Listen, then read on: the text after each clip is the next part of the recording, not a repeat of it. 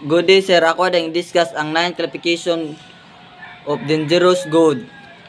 Number 1, explosive, mga butang nga dali mo buto. Number 2, gases, mga compressed liquid o disposable gas.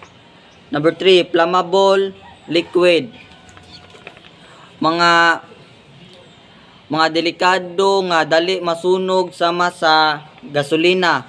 Number 4, flammable solid, mga solido nga dali masunog o musiga sa hangin. Number 5, oxidizing substances, mga chemical nga makapaspas o makapagdali sa pagsunog. Number 6, toxic and expectation substances, mga butang nga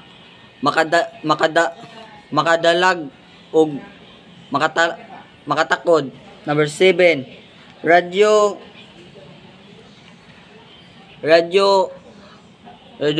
material, mga butang nga makagawas og radiation. Number 8, corrosive substances, mga butang nga makadaot o makatunaw metal o panit. Number 9, miscellaneous dangerous substances, uban pang delikado mga butang nga wala maapil sa uban nga klase. Thank you.